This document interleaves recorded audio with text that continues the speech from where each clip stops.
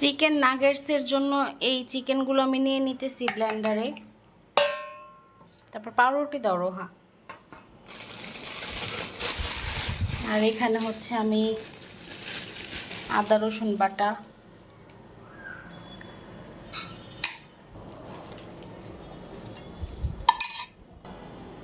তারপরে এইখানে হচ্ছে আমি শুকনো মরিচ বাটা দিয়ে দিতেছি, গোলমরিচ নাই, আর একটু শুকনো মরিচের গুঁড়াও দিব। এখন অল্প একটু সয়া সস দিয়ে দিব, তারপর একটু টমেটো সস দিব,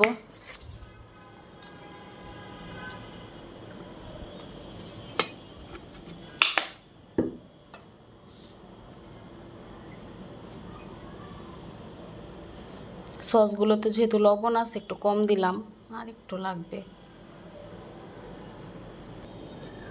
এখন অল্প একটু ভিনেগার দিয়ে দিতেছি, আর এখন সামান্য একটু তেল। বাটার থাকলে অবশ্যই বাটার দিতাম, বাটার নাই, অনেক কিছুই নাই।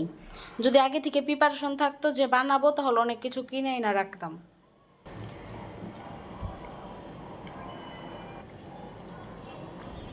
এখন রুটিগুলো দিয়ে দিলাম। এখন ভালো করে ব্লেন্ড করে নিব। আমার ব্লেন্ড করা হয়ে গেছে। এখন এই যে এগুলোতে একটু তেল দিয়ে নিছি, আর কি তেল ব্রাশ করে নিছি।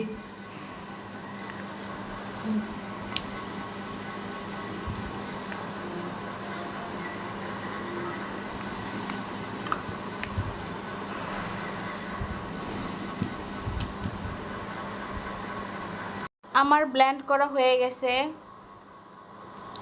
এখন কেটে নিব। দেখতে পুরা বুটের হালুয়ার মতন লাগতেছে, তাই না?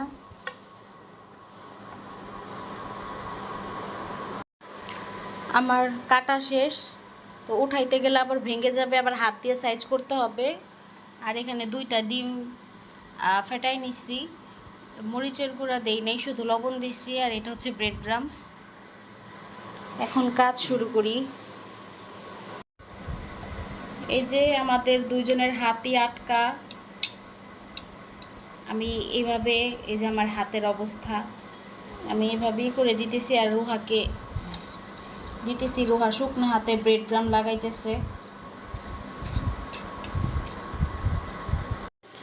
এগুলো একবার করে ডিমে কোট করা হয়েছে, মানে ব্রেড ক্রাম্বস আর ডিমে কোট করা হয়েছে। এখন আরেকবার করে দিতেছি, এটা হচ্ছে ডাবল।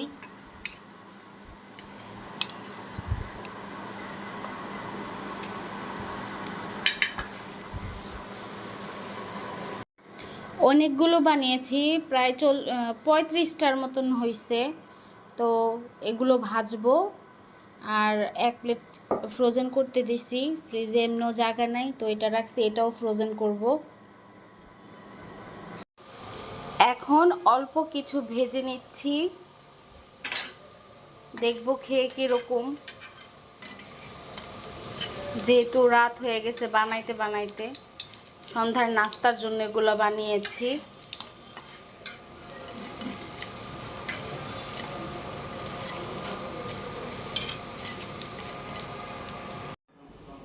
হয়ে গেছে আমার ভাজা, এখন খাবো।